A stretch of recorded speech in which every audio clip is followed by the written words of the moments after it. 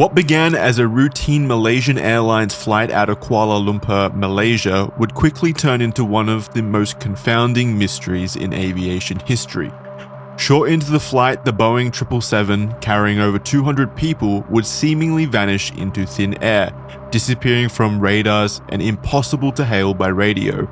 What followed was a decade-long search for the missing flight that would only turn up further questions. There's no chilling words, no aliens, no Jeffrey Epstein, only the missing flight MH370 and this episode of The Red Thread. Boys, how are you guys going? Doing all right, Jackson. Thanks. That's good. I like to check in because stuff on the Red Thread gets a bit confronting and depressing every now and then, so I want you in high spirits before we go in there, just in case you fall apart at the seams. I need to make sure you're in good, optimal podcasting position. So I'm glad to hear you're doing good. Isaiah, how are you doing? Are you good too? I'm doing great. I'm a little sad right now that, the story wasn't like, you're in the air, what's happening? You are a Boeing 777. This is, but other than that, I'm doing pretty good. I feel like that kind of twist has become too played out at this point, and also people would be suspecting it, so it's super hard to pull off now. And this week's document took a lot of research, and by the end of it, I just didn't have a lot of time to dedicate to writing the intro. So that's why. The beautiful thing is, no matter how much research you put into it, you've got nothing on the alien conspiracy theorists that really firmly believe this flight was abducted midair by UFOs. I know. There's about 30 pages of comprehensive research here, going over multiple theories, but for some reason I didn't write anything about the alien abduction theory. So luckily that's why Charlie is here to bring that level of sophistication to the research. Order to the chaos. The truth has to come out one way or the other. I will say that while I did diss you for the intro, I apologize now because I realize you slipped Jeffrey Epstein in there, and that is something to be admired. I appreciate that. Yeah, I had to include some kind of reference to the Red Thread there. Otherwise, it would have been a very traditional kind of intro that you'd see in any person's video about this. But luckily, we've got that Jeffrey Epstein element still. I'm very proud of you. Yeah, so MH370, one of the most, I think one of the most confusing mysteries in aviation history, still unsolved to this day. People have theories. People have a lot of comprehensive theories about it, but it is still fundamentally unsolved in the concept of how it happened and why it happened. We are pretty definitively sure that it did impact the ocean, the Indian Ocean, the flight itself, at some point over its 8-hour flight time. But how it got there, why it got there, is still very unknown. And so aliens might be involved, and so that's going to be an important element that Charlie will dive into eventually when we start discussing theories. I'll dive into it right now because the evidence is absolutely fucking atrocious. There's a video clip that has like these little lights on it, and then it goes away. Where's the video clip from? I actually don't remember now, to be honest with you. I can't remember where it comes from, but it's these like 3 little lights in the air, and then the plane vanishes, and they're like, "Holy fuck, it's been abducted." The fact that we don't talk about it, there's going to be someone in the comments angry at us for not giving it like its due course. Like, fucking Corridor Digital, they made a whole debunking on it, explaining exactly how that was done, and that's still not good enough for that community. Like, they definitively proved that it wasn't fucking abducted by aliens. And it still wasn't good enough to satisfy them. Someone's going to be watching this like, another case of big YouTubers not crediting small creators. Yeah. Unless I mean, there's so many theories here. I did read about a theory where people believe that the plane itself was teleported. Like, this was the first official use of teleportation technology, and they teleported the flight to somewhere safe. I like that the government would use it on just an airplane. Just a random Malaysian. What's that principle where it's usually just the most simple and obvious razor? Yeah, Occam's razor. I usually subscribe to that just to keep myself sane. And there is definitely, as we'll go over the research, it's very clear that there is a most obvious and simple explanation for what happened, even if there is no undeniable proof. Isaiah, what's your level of intimacy with this topic? I remember everything when it was happening on the news. I remember thinking about how tragic that has to be for families. Like, you can't really grieve because you're kind of in this limbo of it for a while. But really, after it left the news cycles, of course, the occasional, like Charlie said, very compelling evidence of aliens video would pop up. But other than that, I'm not that familiar. No, okay, that's good. A lot of stuff did happen over the 10 years that followed the initial disappearance that we'll get into, so I'm excited to... It was a very interesting case, because I was kind of like you. I obviously followed it within the month of it happening, because it was, a sensational topic at the time, like very well covered, especially in Australia, because it happened off our coast, basically. The search recovery effort was led by Australia, so it was in the news a lot over here. But past that point, I kind of fell off from keeping up to date with it. So going over this was very enlightening in the ways that there was a lot of information that came out after the fact.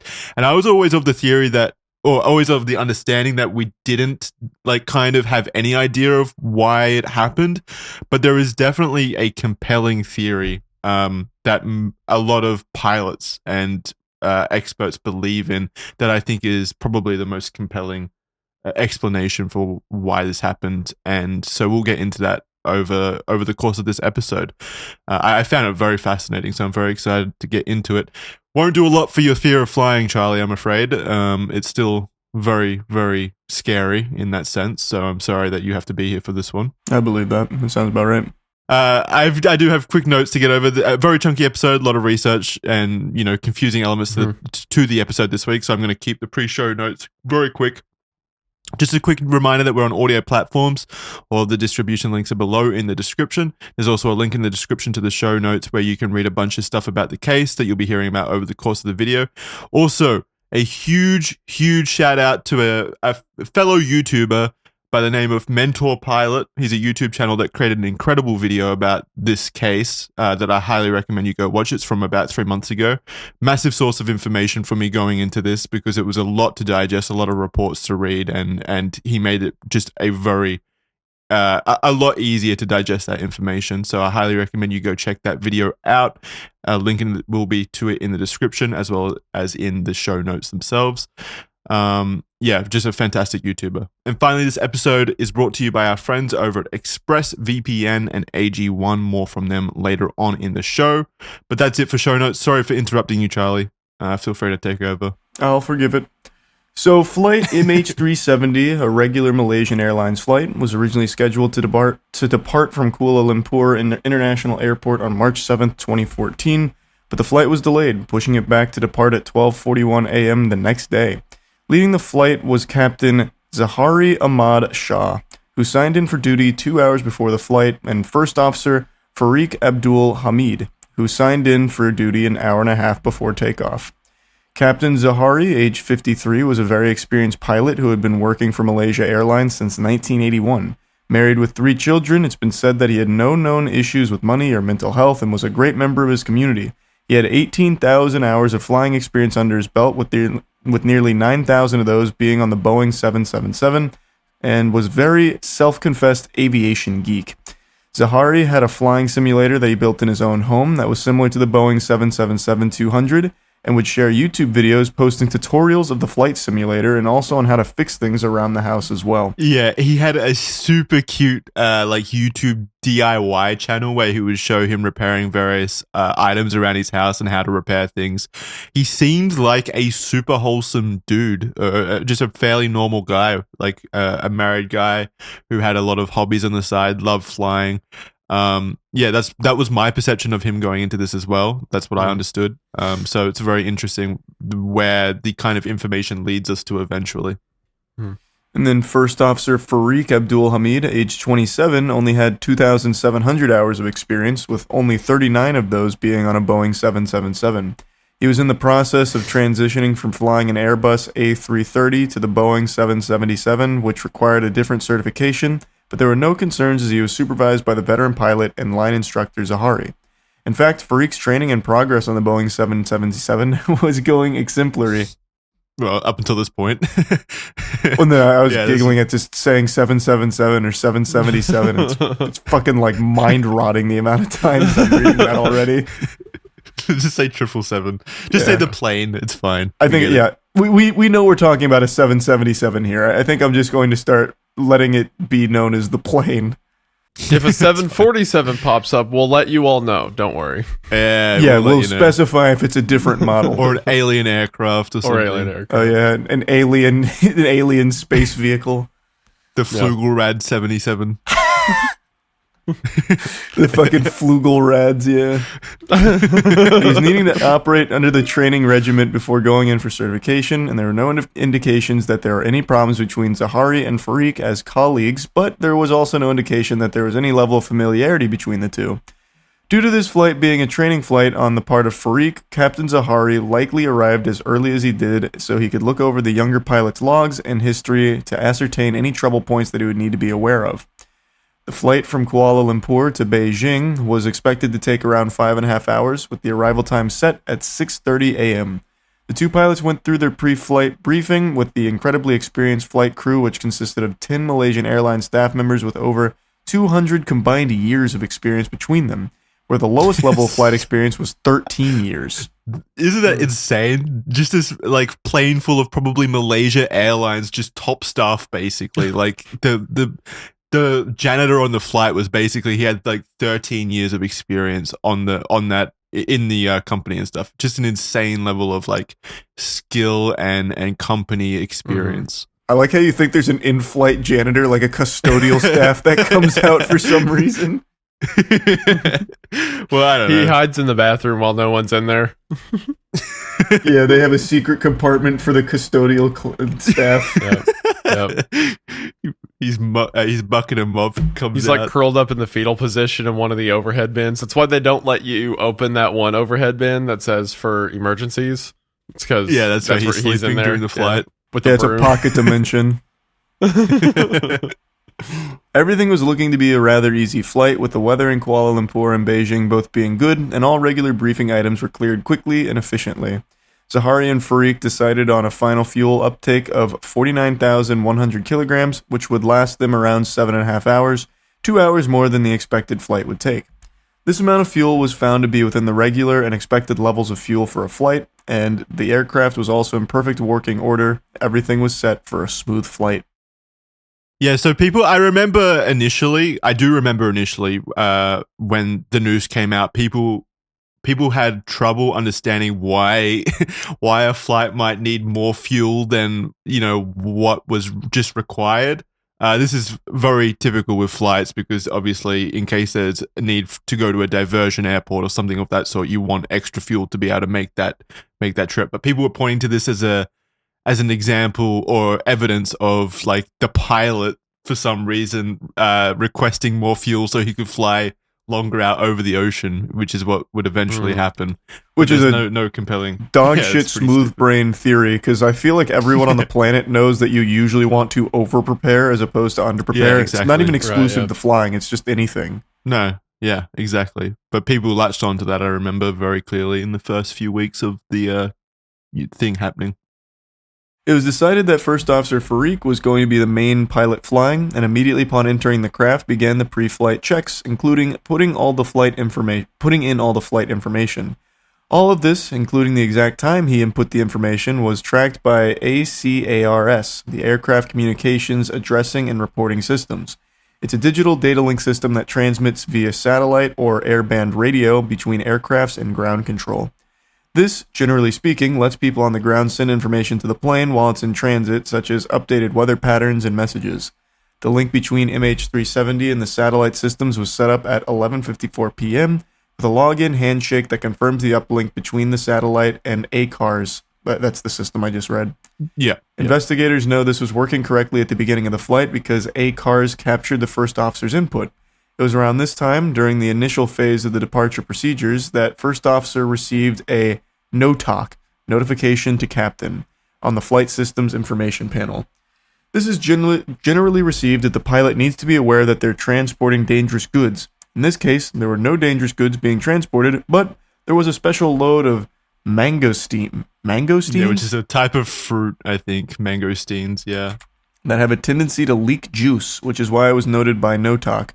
NoTalk continued to relay that there was no evidence that any damaged or leaking packages has been loaded onto the plane.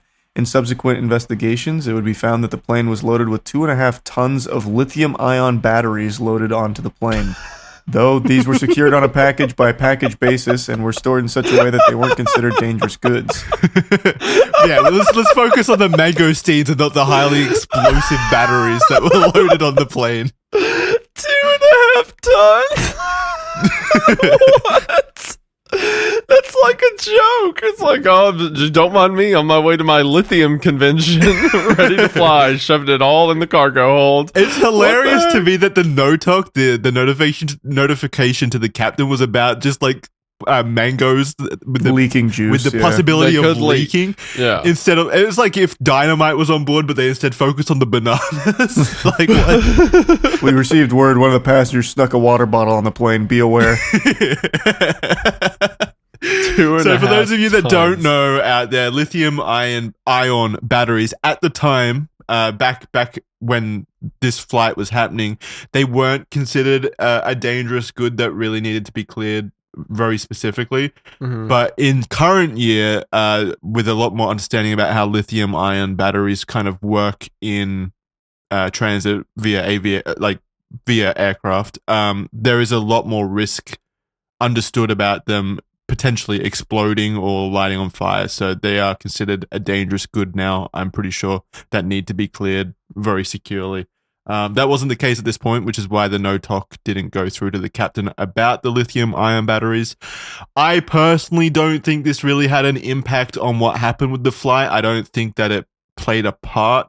And in fact, I think a lot of flights during that time period would have been transporting lithium-ion batteries, especially those going to and from China. So I don't think it played a personal part in the tragedy that, happened, but a lot of people definitely subscribe to the theory that the batteries exploded mid-flight and caused some kind of damage to the systems. And it's not an unreasonable thing to think, to be fair. It's not unreasonable. Yeah, it's not like a crackpot theory. That can happen. It's definitely not aliens, but it's with the events that transpire, as we'll go over, I do think it's unlikely that that particular thing was the reason for the events. It just doesn't make sense to me. Investigators would go on to rule out these batteries as a possible source of the events that would take place, but worth noting that some believe they could have played a part. Basically what you were just saying. There were 239 people on board the aircraft coming from 14 different nationalities. 153 were from China, 50 from Malaysia, 7 from Indonesia, 5 from India, 4 from France, 3 from America, 2 from Canada, Iran, Ukraine, and New Zealand, and 1 from the Netherlands, Russia, and Taiwan. The 2 passengers from Iran were later found to be traveling with stolen passports, though this was cleared by Interpol as unlikely to be related to terrorism or a hijacking, as the pair were most likely seeking asylum in a European country. Yeah, so that was another theory that popped up, that it was a hijacking attempt by 2 Iranian individuals, though there was no real evidence to suggest that they had any kind of terrorist ties. So that was pretty quickly ruled out by a lot of international agencies, not just Interpol. Malaysia themselves ruled it out pretty quickly because it was pretty clear to them from their investigation that they were seeking asylum in a European country, and it wouldn't make sense for them to do something like this. So very unfortunate for them that they picked the wrong flight basically to attempt their asylum.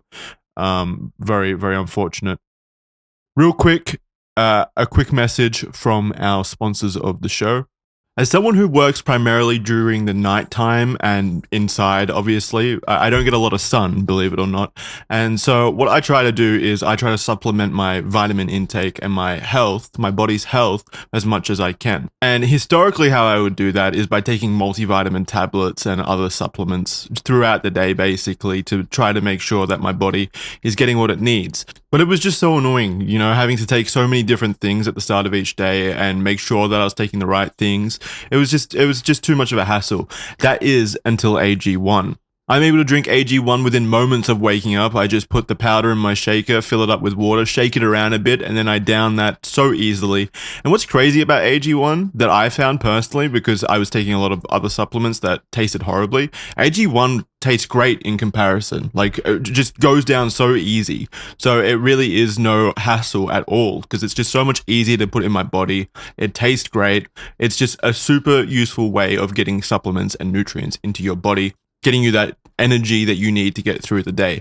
Speaking of getting energy, that energy kick, 97% of people in a research study found that they had more energy after 30 days of drinking AG1, and I am definitely in that bucket as well. I noticed an effect immediately. I was waking up with more energy throughout the day, well, nights really, and that was just fantastic. It let me work as efficiently as I needed to while feeling healthy about myself, which is fantastic. Speaking of studies though, in another study, AG1 was shown to double the amount of healthy bacteria in the gut, which is obviously great for supporting digestion and your immune health. So really, AG1 covers just a large spectrum of your daily life, really, when you think about it. Your gut health, your energy levels, even your skin health is affected by AG1 due to the broad array of ingredients and vitamins included in the AG1 powder. AG1 is absolutely jam-packed with a wide range of high-quality superfood-sourced ingredients, as well as a wide range of vitamins and minerals. I do drink AG1 daily, and I trust them to look after my body each day, basically. I feel great after having started AG1. I sincerely do. So it was like a no-brainer really partnering with them since the start of the show, because they've just been such a fantastic part of my life, really. So it's easy and satisfying to start your journey with AG1. Try AG1 and get a free 1-year supply of vitamin D3, K2, and 5 free AG1 travel packs with your first purchase at drinkag1.com/redthread. That's drinkag1.com/redthread. Check it out now over at their website and the link in the description. Big thanks to AG1 for their long-time support of both the show and my body. Thank you very much. Really appreciate it if you go check them out. Thank you very much for listening to the sponsors and listening to the episode. And now over to me for some more words. We live in a world dominated by streaming services. And one of the most frustrating things about that is that sometimes streaming services lock content behind geo-blocked websites.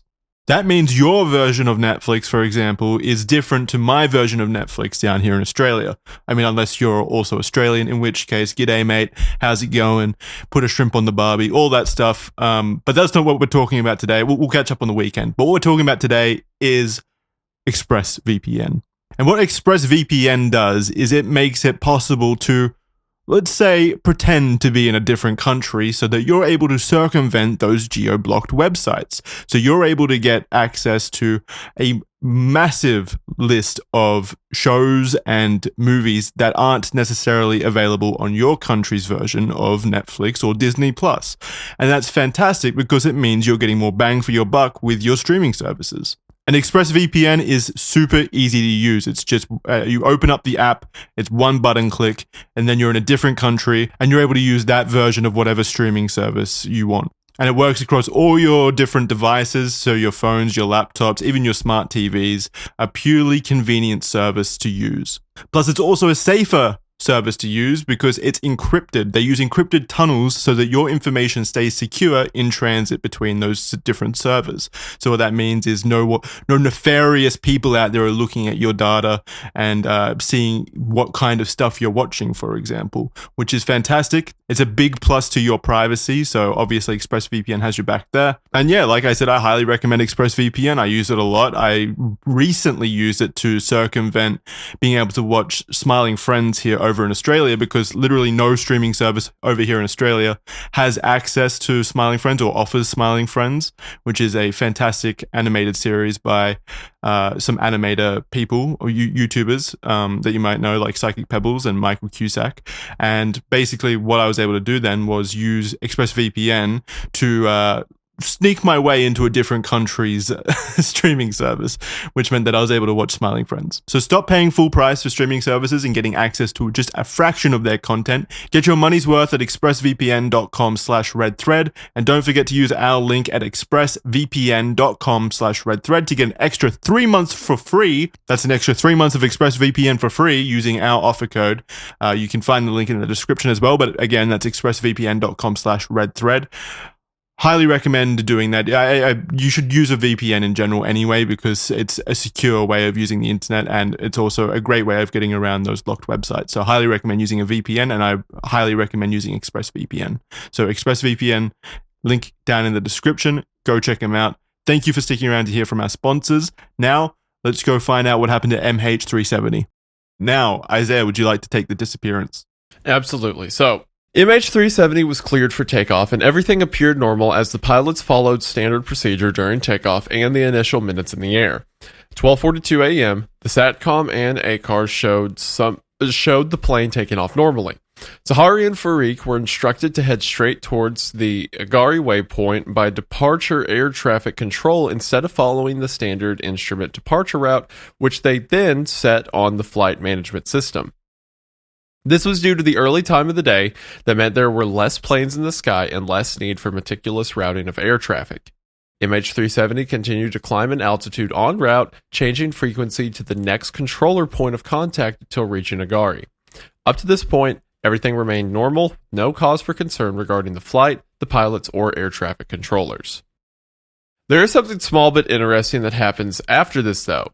Highlighted by Mentor Pilot in his video A New Trace, the full MH370 story so far, at 1:01 a.m., Captain Zahari made a call to their area controller, letting them know that they were maintaining level speed and altitude. This message was not a necessary one, but it was received and acknowledged. Only 7 minutes later, he called the area controller again and relayed the exact same message. Mentor Pilot highlights that there are two reasons why a pilot may do this. The first being they forgot if they had already done it. Mentor Pilot argues that this doesn't seem likely here because this was an unnecessary message in the first place. Possibility 2, on the other hand, is if the pilot had not been on the message frequency for a little bit due to changing other settings or otherwise being distracted by other tasks, they like to repeat the same message to make sure the area controller hadn't tried to contact them in the time they were otherwise distracted. Yeah, so it's basically like when it's like them calling up and say, "You still there?" Basically, pretty much. Yeah. Just letting them know that they're back on, effectively. This implies that between those 7 minutes, the pilot had become distracted by something and was checking to see if air traffic control had anything for him once he returned to active flying. He also highlighted the change of pitch in the pilot's voice between the two calls, with the first one sounding completely relaxed, while the second more certainly had a more stressed intonation.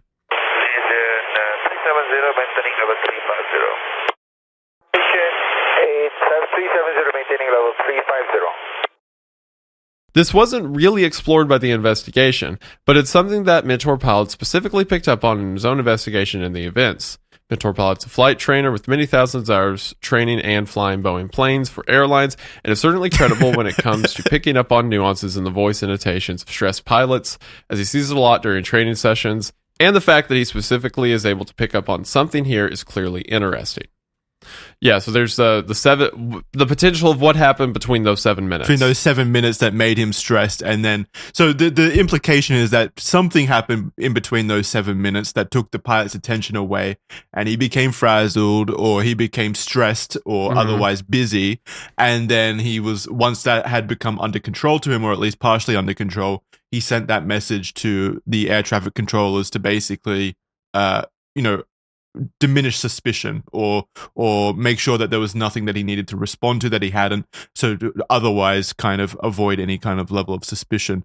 I also really I had a giggle to myself then when you read back that Mentor Pilot is a flight trainer with many thousands of hours training and flying Boeing planes. He just like trains the planes themselves. I don't know why. Oh yeah, like he's a plane teacher, like a dog trainer. Yeah. Yeah. He raises planes from a young pup till they're ready to fly. Yeah.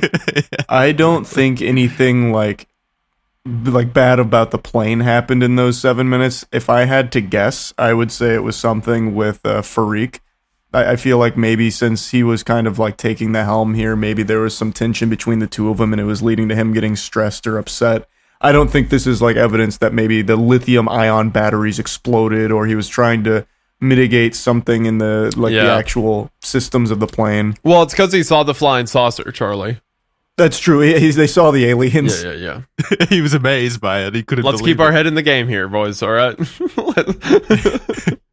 I agree with you, Charlie, though, because if something like that did happen, I feel like that would have been relayed at that point. Absolutely.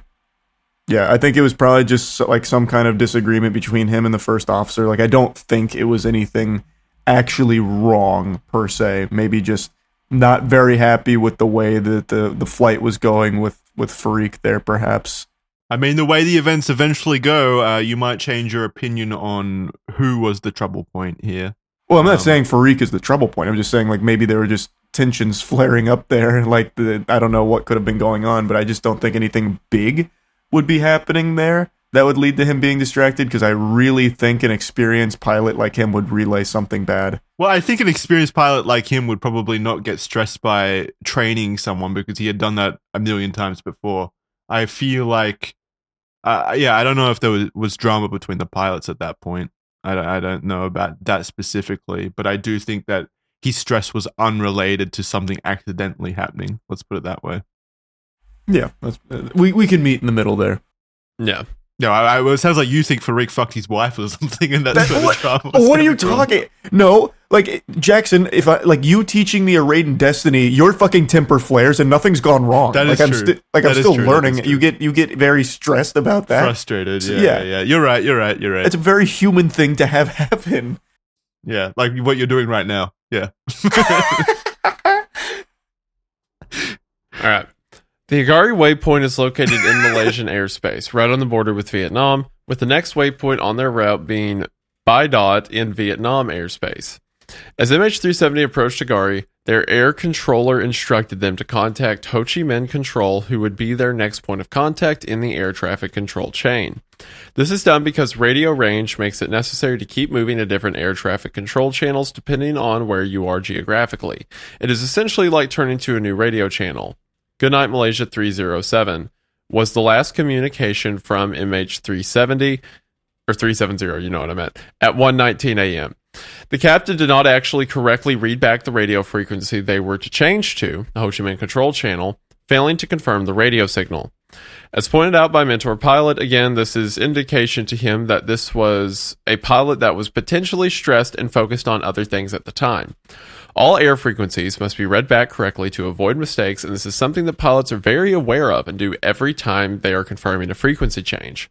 The Malaysian air traffic control operator had moved on by this point to other traffic in the area, as it was normal to do that after clearing a flight from the area and handing over to the next controller. Seconds after passing the waypoint, however, the transponder was turned off. The only way for this to happen is if the pilot or someone in the cockpit moves the identification knob on the transponder to off. A mechanical failure would have knocked out all of the systems at the same time, but strangely, it was only about 30 seconds later that the secondary radar also disappeared. If it had been a systems malfunction, both systems would have likely turned off simultaneously. The fact that there was an almost rolling knockout of systems appears to show a situation where they were manually toggled off by someone in the cockpit. Both of these things happened during a time and area where nobody in air traffic control was paying attention to the plane, so it wasn't noticed until sometime later. This is because the Malaysian air traffic controller had moved on to other flights as the handover had been completed on his part, and the Ho Chi Minh air traffic controller wouldn't have been aware of the flight until MH370 radioed into their radio frequency for the first time, which they never did. Thus, this was the point where the plane ostensibly disappeared. The fact that this all happened in a patch of routing between two waypoints across two international jurisdictions, of which only accounted for about 5 minutes of travel time between the waypoints, is incredibly suspicious to say the least. I mean, yeah, it is. Like, it's the most optimal. If you wanted this plane to disappear, this is the only point really where this would have been achievable. Yeah. Between waypoint Igari and Baitod across two different air traffic control jurisdictions, in between the point where the air traffic controllers basically aren't looking at your plane on the radar because you've left contact of one of them in Malaysian airspace, and the Ho Chi Minh air traffic controller is still waiting for you to call them first before they start paying attention to you, and that's where the transponder failure happens and stuff like that starts happening. I didn't know that initially going into this. I always thought that maybe it was like an autopilot accident or like some kind of depressurization event and the pilots were incapacitated. But as soon as I heard this, that it happened, like stuff started happening in between these two waypoints, that's when I became a firm believer that there was some kind of someone taking over the cabin, let's say, or someone taking over the cockpit, let's say. Oh, someone. So you didn't mention this at the start. So you think this is not an accident anymore per se? You think someone was responsible? Me personally, I think this was absolutely intentional by someone. Oh, interesting. Yeah, I absolutely do. That's why I said this was a very interesting case, because previously, up until this week, I had been a firm believer that it was an accident, some kind of depressurization event that happened where people lost consciousness and then the plane flew on fuel for 8 hours and then eventually crashed. But what happened, I think it's pretty clear to me, at least now, that this is an intentional act by someone.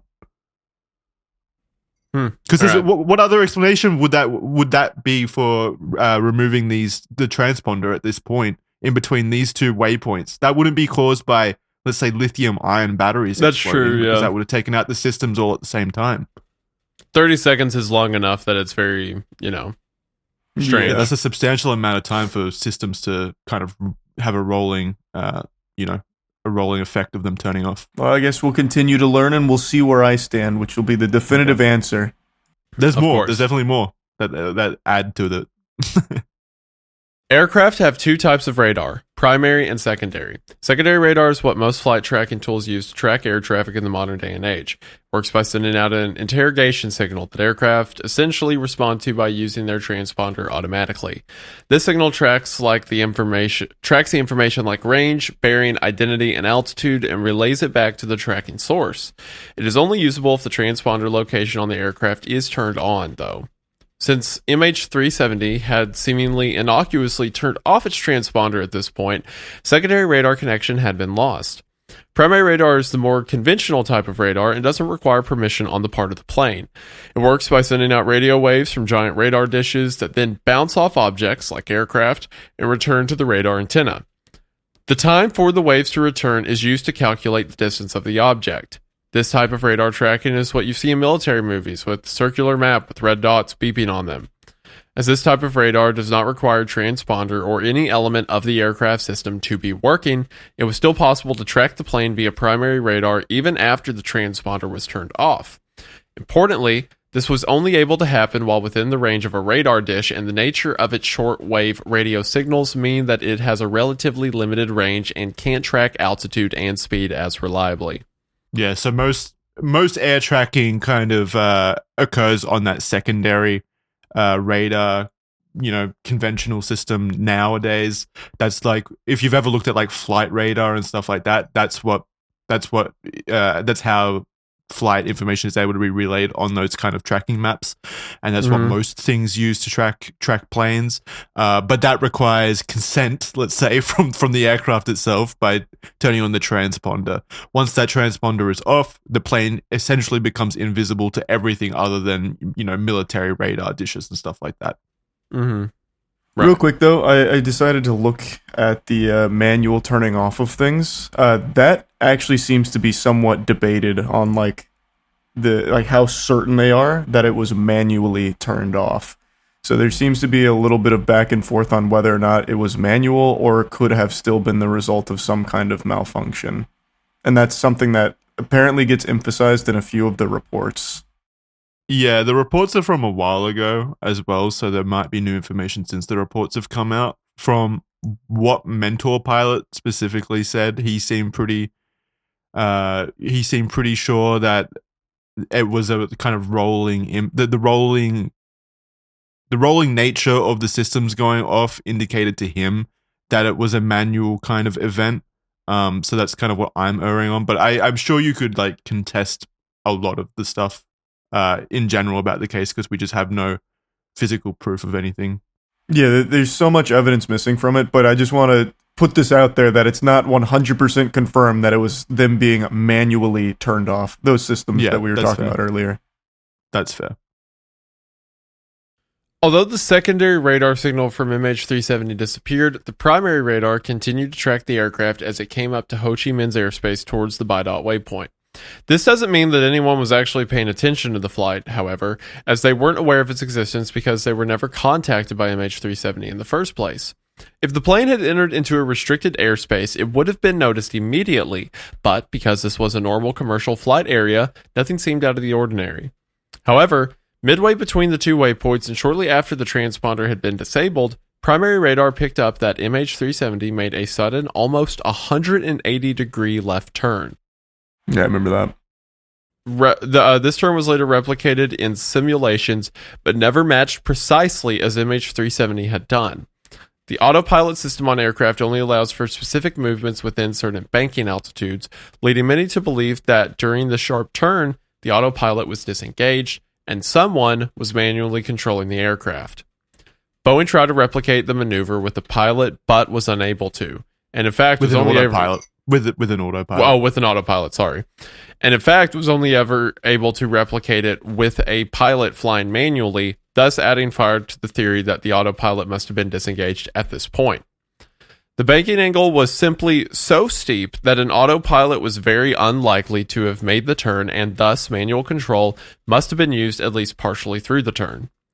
The reason why this is so important to continue to talk about in such detail is because it speaks to a level of control over the situation and agency over what would happen in the future.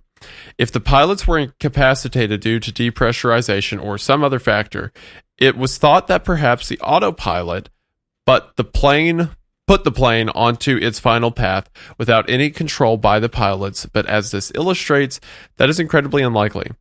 Spentor Pilot concludes, the only reasonable conclusion that can be drawn from this is that someone had now started interfering with the flight's trajectory on purpose. I was going to say, so that's an interesting point about the plane performing a bank turn.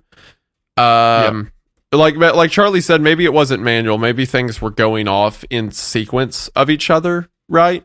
But maybe a fire or something. I don't know. I'm not expert enough on planes to know what could cause that. Like, at this point, just looking at the evidence of what's happened here, let's say that some kind of fire, like a lithium ion fire or whatever, started knocking out systems, and the pilots were stressed about that. It knocked out their ability to communicate, and maybe that's why the transponder went off, the communication systems went off, and they weren't able to contact any kind of air traffic controller. It would make sense then why they would then divert the plane and make this turn to try to find somewhere a closer to landed strip. Yeah. So in a vacuum, all the stuff that's happening right now could be potentially explained by something like that. Right. Further on, though, stuff starts getting a lot more. Okay. All right. Complicated. You got me hooked. I went into this passive, but now I'm an active listener. Continue. Wendigoon, have you not seen the Lamino video on MH370? No, I haven't. I didn't know he made one on it. Neither you nor Jackson have seen that. It's honestly one of his best videos. It's extremely well made, and it's just a really. Is it a really recent good one? It's 5 years. It's 5 years old. It's not that recent. Okay, a lot of stuff has happened in the last 3 years. Yeah. No. I imagine a lot of the information presented in that is maybe got some addendums by this point, but it's still a really well done piece on it. So when I first watched it, it got me kind of hooked on the mystery. Did you guys watch the Netflix one they made on MH370? No, I heard that was kind of bad. Yeah, that one was dog shit. So I was hoping that wasn't anything that was swaying your opinion, because that one I didn't finish or anything, because it is just bad. It is just straight up bad. What did they argue that was the most likely? Well, they basically took the Lamino video, stretched it out to I think it was 3 hours long, and wiped their ass with all logic behind it. It was, I don't know, it was just really poorly made from top to bottom. It really just wasn't good. Okay, I feel like watching that now after having done this research. All right. I'll continue on from this point. So after that, the Malaysian air traffic controller responsible for MH370 had instructed the plane to contact Ho Chi Minh, effectively handing over control, and was now most likely focused on other tasks and not monitoring the aircraft closely, even though they still technically and formally had responsibility over the airplane. Meanwhile, the Ho Chi Minh area controller was waiting for MH370 to establish contact with them before closely paying attention to the plane itself, as was normal to do for air traffic controllers. It was likely that they just didn't have any idea. They knew that, due to the flight plans and stuff, that come across their desk before planes depart or before planes come into their airspace, it was likely that they knew the plane was coming, but they were just waiting for them to contact them before, closely paying attention. It was during this transition that the plane made its abrupt detour, and as previously shown, the fact that it happened between the two waypoints seems to be entirely purposeful. It was simply the perfect place and time for this disappearing act to happen, as the two controllers were focused on things other than the plane itself. The sharp turn itself is also particularly telling, as it allowed MH370 to avoid entering the Thailand Air Defense Identification Zone, where any unidentified aircraft would have been closely monitored and investigated. By making this impossible to complete while in autopilot sharp turn, MH370 just narrowly avoided the heavily monitored area. Due to the path the flight took, anyone looking at a primary radar at the time would have assumed the flight was simply diverting and was still under Malaysian air traffic control. It wouldn't have seemed like anything necessarily out of the ordinary at the time for anyone looking at the primary radar. It appears as though the plane was now completely manually controlled as it headed further southeast. The pathing the plane was now on positioned it between the Thailand ADIZ, that Air Defense Identification Zone that I just mentioned, and Airway M765, which meant that it would easily avoid any opposite traffic. This all certainly implies that A, it wasn't the autopilot making this detour, obviously, and B, whoever it was that was making the detour was someone who had intimate knowledge of the area and route and knew what areas to avoid. So they would know that the Thailand Air Defense Identification Zone was there, and they would know that that airway was on the other side of it. So they positioned themselves right in between those two lines, essentially, in a place where they could easily traverse without any kind of other air traffic colliding with them, and without having to identify themselves to, Thailand. And so there's two pictures on screen at the moment, showing just how close, or just the pathing the plane took in between these two areas. So that's certainly interesting to me that they were able to avoid identification. That speaks to some level of trying to remain inconspicuous, to me at least. I also feel like, so you look at these pictures and you're like, oh wow, they really skirted the line, but like in reality there's no like lines, right? Like that's such a hard thing to do, even if you know where it is. Like, it's not like a video game where you can check the mini-map and see how close you are to, like, an enemy's detection or whatever. That's such an incredibly precise thing. It is, but also they do have navigation maps on the aircraft, so you can see those lines. Like, they're usually displayed on, like, the waypoints and the, special identification zones like that. Well, no, like, the waypoints are, but if I remember correctly, they don't display like here's the zones on the map. I did one of the flight sims, and the main thing that gets shown there is basically like the points that you're going to, not necessarily where other things overlap, such as like this identification zone, unless I'm just way off my fucking gourd here. So I think that they do. I would have to fact check that. I didn't fact check in this document, so I will have to fact check that. But I think they do that. I think it's just likely that the flight simulator hadn't, they weren't flying you over Area 51 or anything like that in the flight simulator. They didn't have you like on that level of difficulty mode or something. I'm pretty sure, I think Mentor Pilot mentions it in his video, that they do show up on the map as like these single dotted line kind of restriction zones and stuff like that. Okay, I mean, I guess that would make sense too. So that way you could avoid like restricted areas and shit like that. That would make sense. It still speaks to a level of anticipation and premeditation to me for this plane to take this kind of routing. So the plane continued to fly on a southeast trajectory in a manner that seemed entirely likely to have been manually flown due to the nature of the different turns and adjustments. First Officer Farouk's phone was actually registered by a cell tower at Penang Island, meaning that the plane had likely decreased in altitude while flying over this point of the path, perhaps as an attempt to increase airspeed to increase the distance flown on the fuel capacity. As pilots' phones are required to be turned off and disabled during pre-flight checklists, and this likely would not have been ignored by a pilot who was, in training for a new line certification, the fact that the phone was on and in a capacity to interface with the cell tower has led some to believe that the first officer may have been trying to contact someone for help at this point.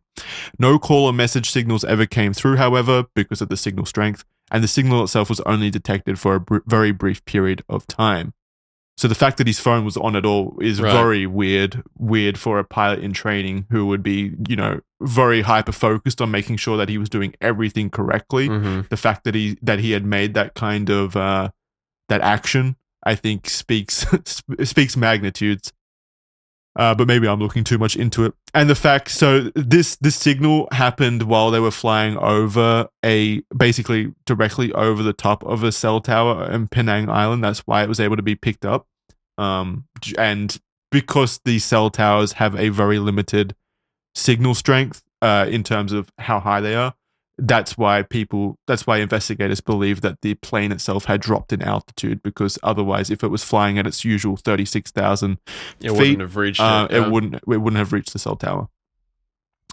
Okay, so now we move on to SATCOM. There is a system in aviation called SATCOM, Aviation Satellite Communications, which provides communication to and from aircrafts via satellites. These are crucial for maintaining connectivity during flights, especially when aircrafts are over remote areas where traditional ground-based communication systems are not available. At 2:03 a.m., automated communications with MH370 were attempted via SATCOM, so these happen automatically every hour. But there was no reply or acknowledgement back at all, which was certainly interesting to investigators. If the ACARS system was turned off or otherwise failed, the link between the ground station and the SATCOM satellite itself would still take place, but it would simply relay the fact that the aircraft's ACARS wasn't working. Additionally, if the ACARS system was manually logged off, this would also show up in a log file sent to the ground station automatically during the handshake. Basically, it would just send a report saying, hey, the pilot turned off the system manually, that's why you're not getting any kind of information. Due to there being absolutely no automatic acknowledgement or reply, the most likely theory is that the plane itself was experiencing a power failure. Experienced Boeing's 777 pilots posit the theory that due to there being an overabundance of supplementary power sources that the ACARS system and the satellite communication system is able to draw from at any given time, the person flying the plane must have manually turned off all of those power sources, which again showed a level of sophisticated knowledge of the plane type. The reason they think that is because there are just so many rudimentary and supplementary power sources on a plane that are designed to keep they're basically backups of power sources that make it almost impossible for all of them to go out at the same time, and make it so that the systems should still work in the case that a fire damages one power supply. So the fact that there was absolutely no power indicated to experienced Boeing's 777 pilots that this let's say because it's still contended, this may have been a manual action of turning off each of these individual power sources. So they would then have to turn off the generators, whoever was doing this. They would have to turn off the generators, turn on and off the auxiliary power unit, which would have automatically powered on when the generators were disabled as a means of continuing to power the plane, which would then start what is called the ram air turbine. The ram air turbine, also called the RAT, is basically the last and the absolute last source of power, and is intended as a final emergency mode to power the bare necessities of flight. This provides power to the most critical points in the aircraft, like the primary flight displays and navigation systems, while also denying power to the ACARS system and autopilot. As both engines were still working perfectly fine, aircraft hydraulics and maneuvering weren't impacted at all. That's completely beside the point. You're still able to fly the plane basically in this very basic level of power, because the motion of flight is still powered by those giant engines. What was impacted, however, was all of the cabin lighting and comfort features like the entertainment systems, which is important to detail. We weren't able to watch our shitty Netflix shows on the plane anymore at this point. The lighting would have also been in emergency mode, and it would have certainly been obvious to those on board that something was wrong by this point. So if you have a look at the picture, what the RAT is, what the ram air turbine is, it's an actual turbine that lifts out from the plane. It's like a little propeller that it uses the wind to power itself basically. So it spins. It's like a windmill, right? So it spins and generates power that way for the plane, which is really cute for some reason. It's so tiny. I've never seen that. Isn't it incredible that little thing, just by kind of perpetual motion, is able to power power some component of the plane to continue in its process? What a marvelous feat of human ingenuity. Yeah, the RAT. I mean, it is kind of smart from scientific. It's like if we lose power in the air, where are we going to get power? And someone's like Like he looks up in the sky and sees a bird fly, and he's like, "Wind." Of course. It's so simple. It was right in front of us. I think it is really incredible just the level of backups that planes do have for emergency situations like this. Like there are just backups upon backups upon backups of things that are designed to make sure that these things never crash in the modern era. So some theories throw forth the idea that whoever was controlling the plane may have depressurized the cabin at some point before this point as a means of ensuring the crew and passengers remained in the seats. This would have been easy to do by opening the outflow valves in the cabin controls. After this point, masks would have dropped from the ceilings, as you've likely seen during safety demonstrations, and each passenger would have had around 22 minutes of oxygen supplied to them, meaning that if the cabin was depressurized early into the flight, the passengers likely would have passed away due to the oxygen deprivation within 42 minutes of the depressurization event itself. The pilots, on the other hand, had an oxygen cylinder available to them in the cockpit with an endurance of 27 hours. It had been filled up just earlier in the day, so whoever was in the cockpit would have been easily able to survive the full length of the 8 hours of flight time provided by the fuel. So if this is a hostage situation and the plane did continue on its full 8-hour flight that it eventually was confirmed to have taken, then I think the only outcome is that depressurization event to keep some level of control. And in fact, I think it's the most likely situation given that there were no outbound calls or messages sent from the plane during that 8 hours. I do think that the depressurization event likely happened. And in fact, if I was a betting man and if I was I am, but if I was subscribed to the theory that the pilot or someone took over the plane, then I think in that stressful first 7 minutes in between the waypoints or leading up to that point is probably when the depressurization event took place, and that's probably why he started getting stressed because he was initiating his plan, let's say, because I'm subscribing to the theory that it was him that did this. That's when that would have taken place. Potentially, that's kind of my understanding of what happened. I don't know if you guys want to weigh in on that, but that's just where I'm at. Unless I'm the biggest loser on the beach, I'm not really understanding why, in your theory, why he would even bother depressurizing the cabin. Well, because to keep control of the situation, he wouldn't want people storming it. But they wouldn't even know something was wrong until all the lights and everything went off. And even then, their options are kind of limited for what they're going to do next. All the lights would have gone off in between that, when the communication systems went off, because that's when he disabled all the power. In my theory, so that would have been during that. During the moment in between those waypoints. Sorry, so that didn't happen right now. Yeah. I see what you're saying. Okay, I misunderstood. Yeah. I thought, okay. He took control of the plane very early into the flight, so people would have known very early into the flight that something was wrong. But the flight still continued for 7 hours after that point. And if you were a pilot trying to enact some kind of plan or hijacking, and you were already, going to crash the plane into the ocean somewhere where it was unrecoverable, I'm assuming that he didn't care about the lives of those on board, so he would have just initiated the depressurization event to give himself the room to do this calmly, or as calmly as he could, without people banging on the cockpit door for 7 hours, is what I would assume. It just still seems like, well, why would he even bother, to be fair? But I see, your timing makes sense. I get your timing now, but it just doesn't seem like something he'd bother doing if his plan was just to crash it in the first place. Yeah, I mean, it's definitely, again, contentious. A lot of this stuff is hypothesis. Does someone else want to take over for a bit? I'll take it. MH370 continued its flight path and made a turn to the right of Penang, as confirmed by military radar tracking that was reviewed after the plane's disappearance became obvious. Due to the timing and location of the initial detour, occurring during the dead of night and between Kuala Lumpur and Ho Chi Minh area control, there was a significant delay in attempts to establish contact with MH370, with approximately 20 minutes having passed. Kuala Lumpur and Ho Chi Minh air traffic control initiated communication to discuss the status of MH370 when Ho Chi Minh air traffic control realized that they had not heard from the plane. Kuala Lumpur Air Traffic Control also notified Malaysia Airlines about the missing aircraft, who confirmed to Kuala Lumpur Air Traffic Control that there was nothing wrong. Malaysia Airlines headquarters tracking system indicated that MH370 was following its flight path towards Cambodia, which was what they relayed. The air traffic controllers then went on to contact their counterparts along the route in Cambodia to try and track down the plane. In reality, the flight was heading in the opposite direction.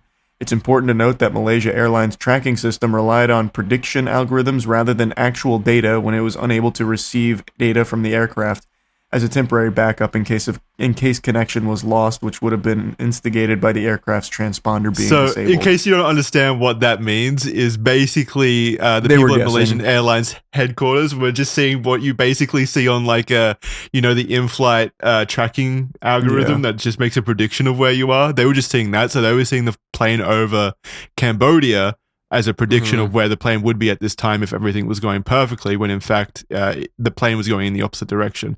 So they relayed the incorrect information that the plane was in Cambodia to the air traffic controllers, who were now desperately trying to find this missing plane. And the Cambodian air traffic controllers were like, we don't see shit on our radar. We don't see whatever you're talking about. We have no idea what you're talking about. And it wasn't until later when they started interfacing with military people who had access to these ground radars that they were able to piece together where this plane had gone. It's kind of like when the USS Indianapolis sank during World War II. There was a distress call that was made, and a ship picked up on it and relayed it back to home base. And home base's response was, "No, that doesn't make sense because the boat isn't supposed to be there." So they ignored it.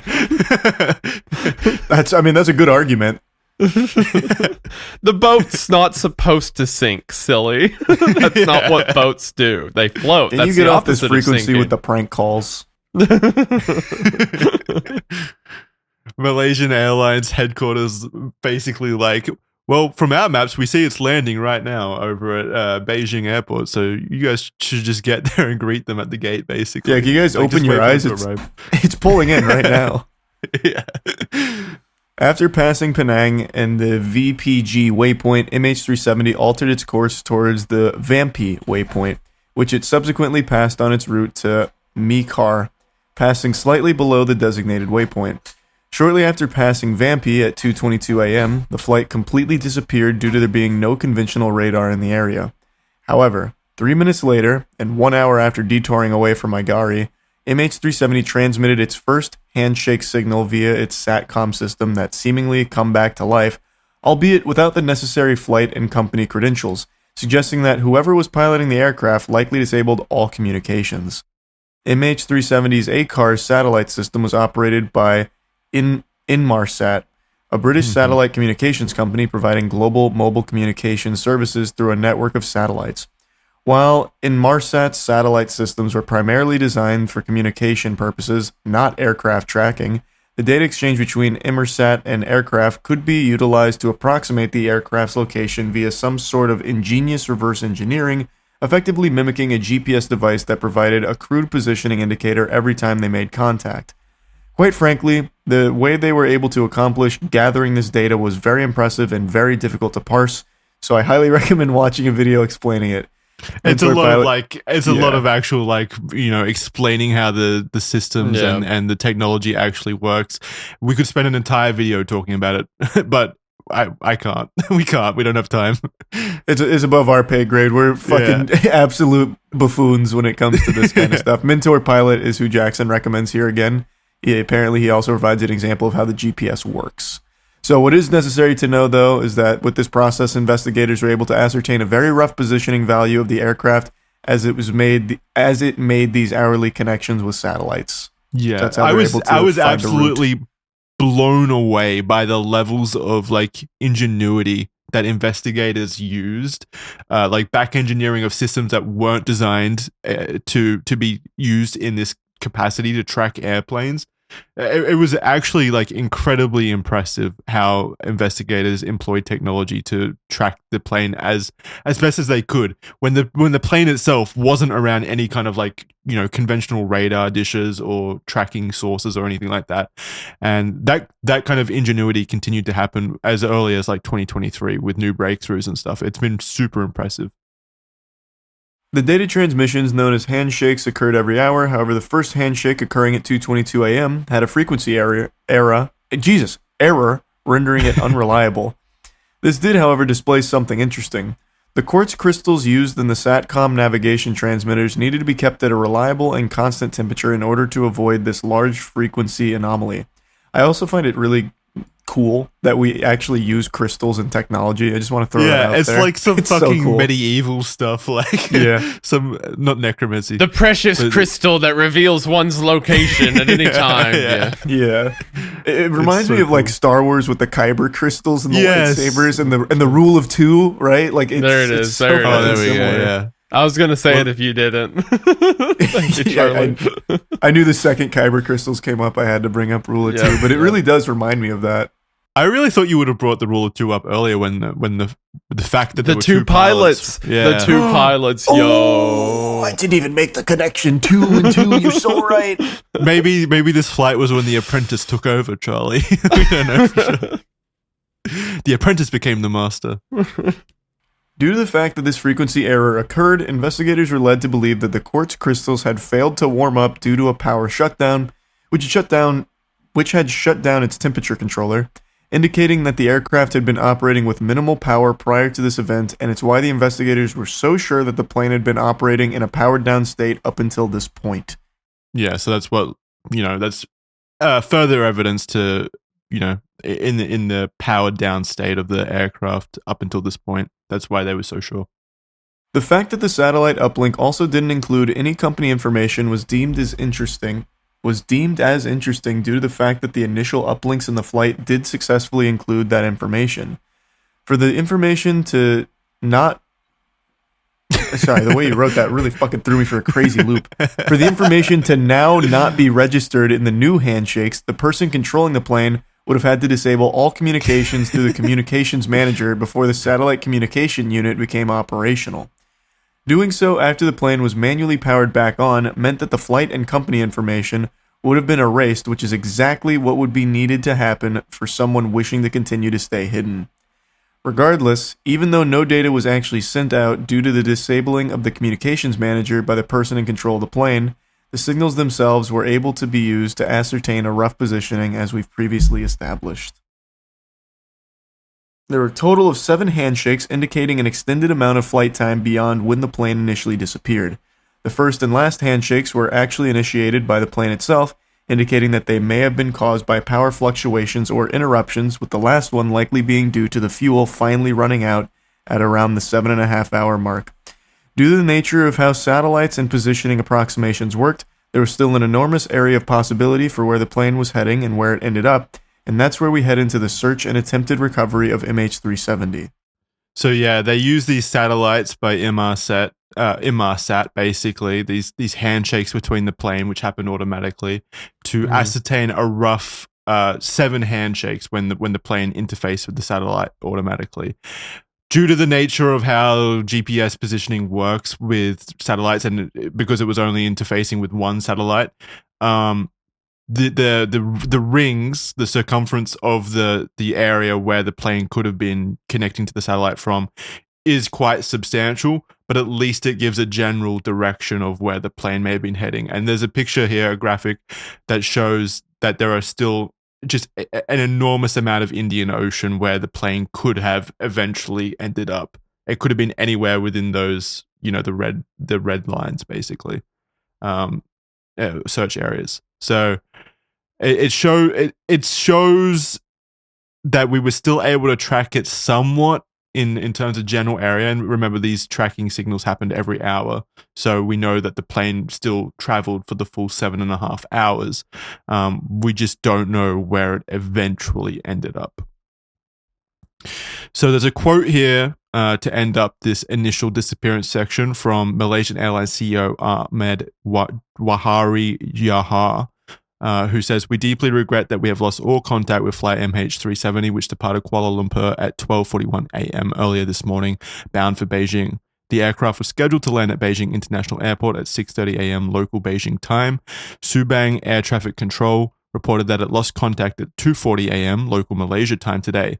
The flight was carrying a total number of 239 passengers and crew, comprising 227 passengers, including 2 infants, 12 crew members. The passengers were of 13 different nationalities. Malaysia Airlines is currently working with the authorities who have activated their search and rescue team to locate the aircraft. Our team is currently calling the next of kin of passengers and crew. Focus of the airline is to work with the emergency responders and authorities and mobilize its full support. Our thoughts and prayers are with all affected passengers and crew and their family members. So that was the statement that came out pretty much immediately as soon as the news broke. And then we start the search efforts and further discoveries of what the investigators would find. Isaiah, would you like to start? Absolutely. So, with the data they were working with, investigators were left with numerous paths that MH370 could have taken and a large search area. It's pretty undisputed across the board that MH370 most likely turned around the tip of Indonesia to a more southwest route into the Indian Ocean, and, due to the final handshake, there's a wide stretch of ocean that is likely to have been the final resting place of the plane as it impacted the water after having run out of fuel. Kuala Lumpur Aeronautical Rescue Coordination Center, or ARCC, was contacted at 5:30 a.m., 2 hours before the statement to the public was released. A search effort began at the South China Sea, but there were no sightings of the newly missing aircraft. The initial search radius was only 20 nautical miles. I imagine that's what NM stands for, right? Yep. Exactly. From where it was last known to be, but this was then extended to 100 nautical miles to include the Strait of Malacca, Malaya Peninsula, the Gulf of Thailand, and the waters between Malaysia and Vietnam. It was an international search effort, with countries including Vietnam, Singapore, and the United States joining in on the search. The search area continued to expand, and on the 13th of March, Australia and Indonesia joined in. Woo, go Jackson. Joined in and contributed ships and aircraft to help on the search, and the U.S. also sent USS Kidd out to search the Indian Ocean. On the 17th of March, Australia accepted the request from Malaysia to lead the rescue for MH370. Go again, Jackson. Yeah, promoted immediately. And thus Australia took responsibility for the search in the southern Indian Ocean. Oh, no. The next day, a search area was determined 2,500 kilometers from Perth and 600,000 square kilometers in the area, then reduced on 19th of March to around 305 square kilometers, 2,600 kilometers southwest from Perth. There were 21 aircrafts, 19 ships, and underwater crafts in the Australian search efforts. On the 20th, there was a satellite image received that showed objects possibly related to the missing aircraft. They were looking into the Australian Geospatial Intelligence Organisation and deemed credible, but possibly not related to the aircraft. Probably related to UFOs, if I had to guess. Yeah, absolutely. They left behind evidence. That's why they saw something and then was like, actually, we take that back because it was UFOs. we can't release this information. Of course. Over the next few days, more aircrafts and ships began to aid in the search and rescue mission. By the 24th, Malaysia announced that the search and rescue mission had now become a search and recovery operation. Very depressing. It's a very depressing change of terminology there. That is a sad way to say it, yeah. Surface searches continued into April, concluding on the 30th with no trace of MH370 at all. On the 5th of May, a meeting between Malaysia, China, and Australia determined that they would commence an underwater search of 60,000 square kilometers. By the 29th, January the following year, Malaysia officially declared MH370 an accident, but the underwater searches continued, with the search area increasing to 120,000 square kilometers. However, nothing was found. Yeah, it can't be understated how much money was spent over many years trying to search the Indian Ocean for, and they, like, it is a massive amount of area that they think the plane may have gone down in, but they still had like kind of educated guesses on where it finally ended up due to those last handshakes. So it wasn't like they were searching the entire Indian Ocean. Yeah, but even those small little areas of the Indian Ocean, which we were fairly confident the plane went down in, were still absolutely monumental in scale. Like you never, it's just hard to put into perspective. It's the ocean. The ocean is. Yeah, perspective of how big the ocean is. It's the ocean. It's the largest thing we have to compare size to, other than space. It is. It is literally like finding a needle in a haystack. It's worse than that. It's like finding a needle in the ocean, basically. Yeah, there you go. So true. I can keep going for now because that was a short section. And also, this is the part that I'm super invested in. So, recent developments. The investigations continued well beyond the initial disappearance of the aircraft and its passengers. In July of 2016, a piece of debris was found on Pemba Island in Tanzania. This followed previous discoveries in Mozambique and Reunion Island, contributing to the overall understanding that the plane had indeed crashed in the Indian Ocean. Each piece of debris, including of flaperon found on Reunion Island in 2015, were thoroughly examined and investigated to confirm the point of origin. Distinctive marks and structural details, along with identification material located on the outboard flap, linked them to Boeing 777. This evidence supported the theory that the aircraft had disintegrated upon impact with the ocean and pieces had drifted across the Indian Ocean due to the natural currents. Yeah, there was also some very interesting research being done over the last few years analyzing the drift patterns of the ocean at the time to try to ascertain where the parts had come from, which I think was a very novel use of, understanding the ocean, and it was very interesting. So this is definitively a piece of the plane found. Yes, it is without a doubt. They've found pieces, it is without a doubt a piece of the plane, which, so we know the fate of the plane, sadly. So it seems that the aliens were sloppy with their abduction, that they left some remnants they behind. abducted it so hard that it fucking exploded, basically. You're right. The wings ripped off and the fuselage shot up into the aircraft. I got it, yeah. What they took was only the cabin. They just took all the people out and they just left the plane behind. That's how efficient they are, of course.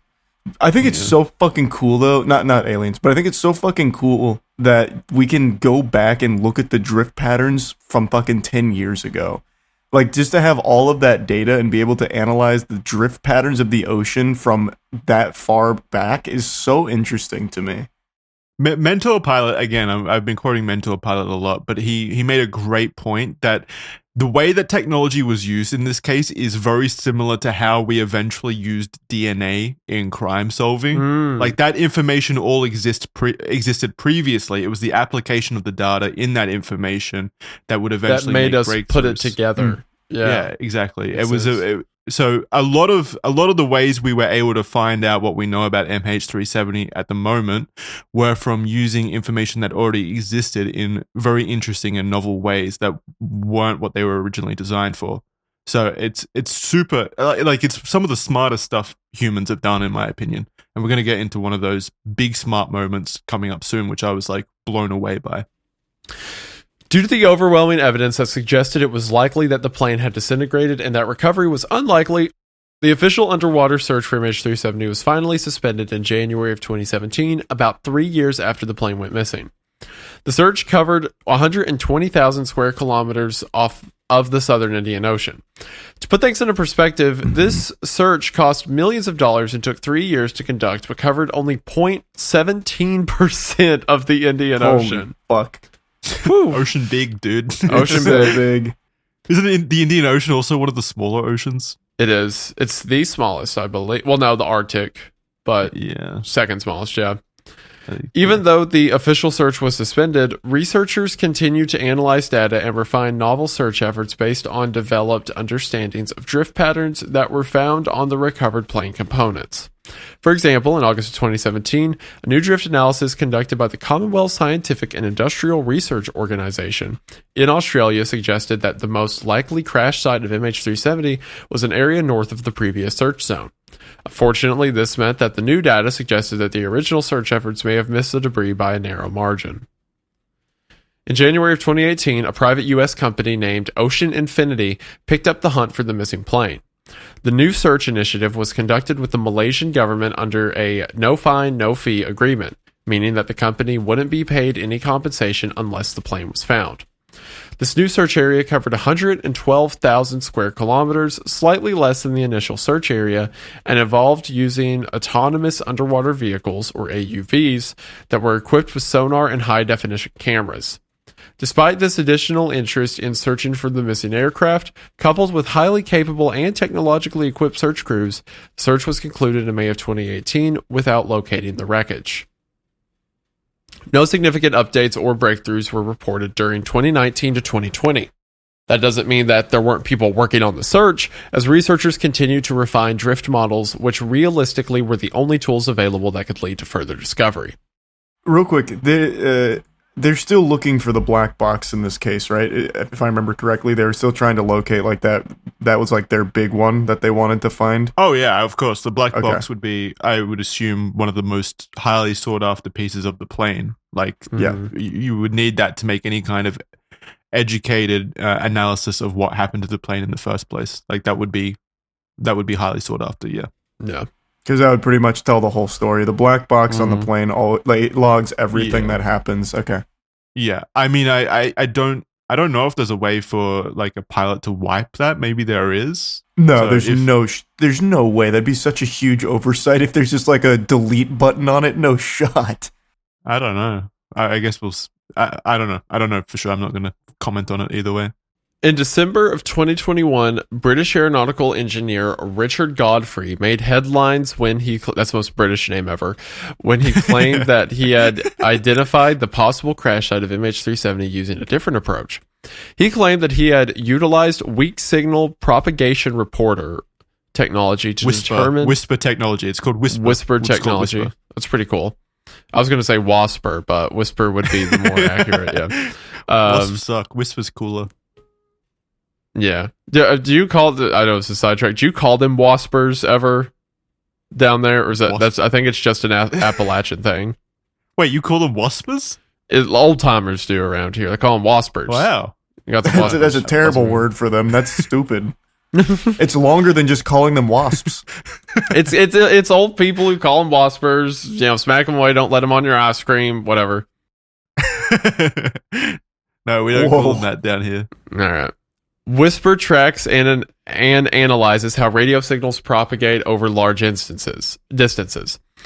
When these signals travel over large distances, they sometimes scatter when they hit large objects, like aircraft. These anomalies in signal strength are cataloged by radio enthusiasts in a database. Due to this technology having a massive index of already established information of signals from across signal renders and receivers dating back as early as 2008 and signals across thousands of different sources being added every 2 minutes, there was room here for a novel analysis of the information that may have shown signals scattering at certain locations that the Boeing 777 may have passed through at the time. It is essentially as if they were able to locate a ghost of the flight in the signal analysis, and an admittedly incredible use of technology that wasn't designed to do what it was now being applied to. Wait, so hold on. Absolutely blew my fucking mind when I read that. Hold on. He's talking about weak signal propagation reporter. So like radio waves?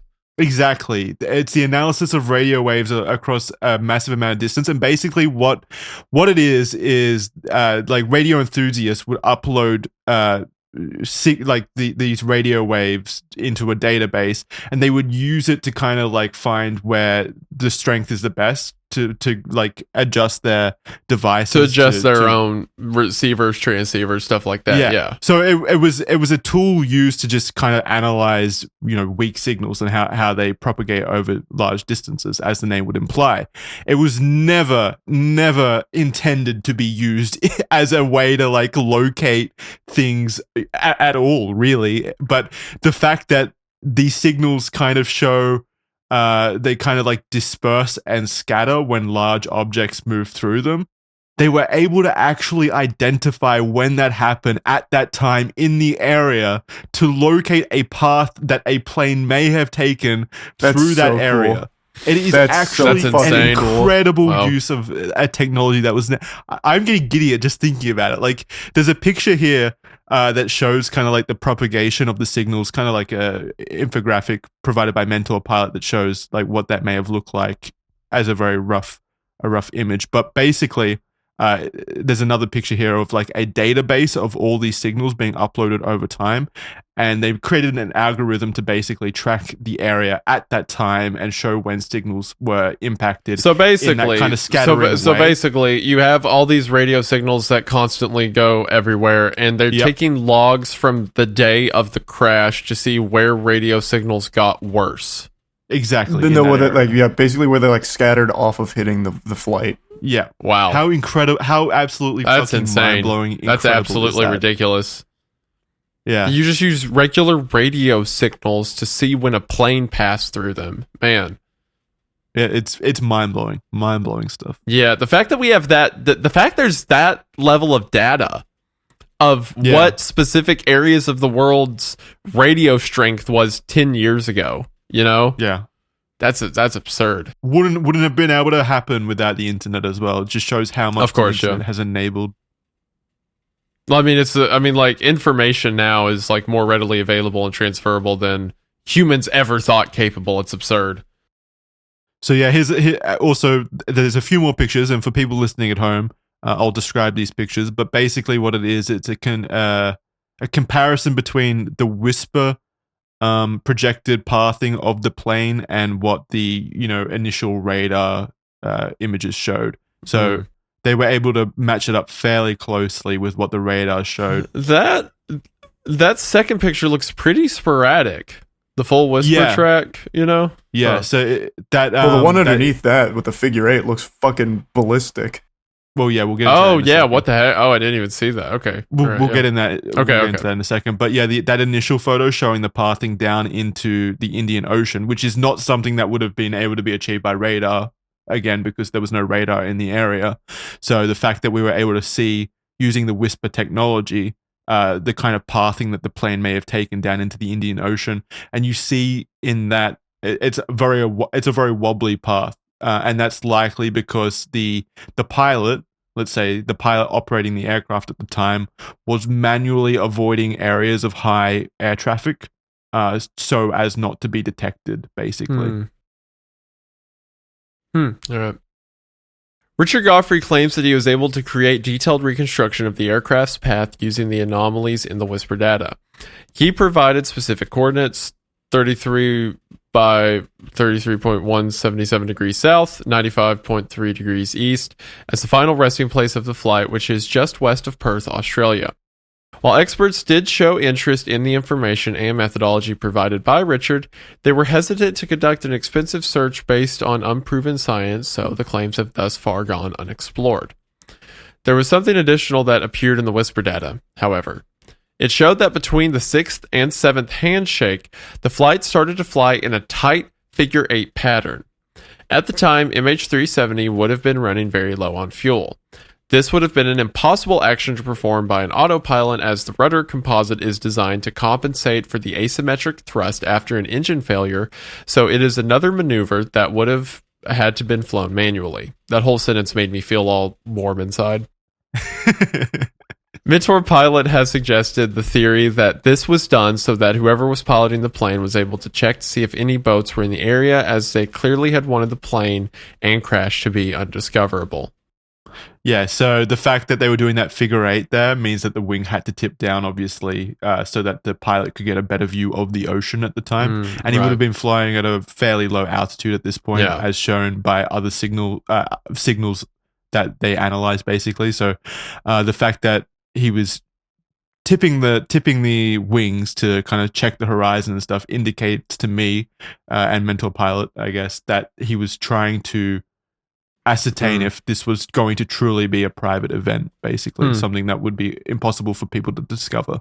I just don't see. I don't see why. If he's going to do this, why would he? Why would he just try and hide it to the best of his ability? Like, obviously, he'd know the plane would be reported missing, and obviously, like, they'd eventually assume that it crashed. What's the point in trying to hide all of it? Well, it would depend on motivation, which we don't know because we don't even know who did it, right? Yeah, I can't even think of it. Like, if he was suicidal, like that pilot that crashed into the mountain, that's one thing. But this doesn't seem like it's an elaborate. It's suicide. It's unlikely. Yeah. I'm not sure. I mean, I can't find rationality in the events in general, basically, if someone took over the plane and took it in this direction. Yeah, I mean, I can't either, to be fair. It's just, I don't understand why they would go through all the effort of even checking the fucking horizon to see if there's any boats that could find the crash site. That just seems like such an absurd amount of effort to put into making this like a mysterious circumstance around this crash that they're planning. Mentor Pilot also commented on the fact that he struggled to understand why the pilot was even manually, flying the plane all the way down into this location for 7 hours. and doing these figure eights down towards the seventh handshake. And he also said basically if it was purely just something of suicidal intent, like why wouldn't he just immediately just crash straight into the ocean initially? But he also came to the kind of conclusion that the fact that this figure eight happened indicated to him that it was someone who wanted it to be undiscoverable. Yeah. So we don't know why though. Yeah, it's impossible to know why at this point in time. Oh, sorry. Go ahead. I was just saying at this point in time. Oh, yeah, I mean, there could be stuff in the whisper data that shows intent somehow. I don't know. I don't know how the technology is going to be. The flight pattern drew out. I am demanding a ransom of $200,000. Oh, yeah. Imagine it spelled something out. Maybe the figure eight was just trying to avoid the aliens, like trying to like. Yeah, what if it spells something out and it's just like the Earth's flat or something? Like, it'd be slightly less disappointing. At various times over 2022 and 2023, the Malaysian it spells out the rule of two. There can only be one. There can only be one. The Malaysian government reaffirmed that they were still committed to discovering the crash site of the aircraft and recovering what they could. Malaysia's Transport Minister Anthony Loke stated in 2022, "The government is steadfast in our resolve to locate MH370. We really hope the search can find the plane and provide truth to the next of kin." However, the government still gestured that the willingness to reopen the search was contingent on having solid leads. These statements were broadly made surrounding various proposals by private companies like Ocean Infinity, who had expressed further readiness and willingness for new searches. The Malaysian government was hesitant to approve further searches because they were deemed expensive and unlikely to result in any groundbreaking discoveries due to the nature of how long it had been since the initial crash and how large the Indian Ocean is. Yeah, I mean, they already knew that it crashed, so it's a pretty hard thing to like spend, tens of millions. Yeah, they know it's in there somewhere. Hundreds of millions of dollars. On something that is not guaranteed to actually provide any fruitful, outcome. In March of 2024, Malaysian officials announced the potential resumption of the search for MH370, encouraged by repeated proposals from Ocean Infinity. They just wouldn't shut up. They wouldn't stop yapping. Just constant proposals. The company had claimed that they have made a significant technological improvement since their 2018 search, and they've proposed a new no-find, no-fee search in the southern Indian Ocean. Transporter Minister Anthony Loke stated most recently that the government was seriously considering the proposal and would seek cabinet approval to proceed.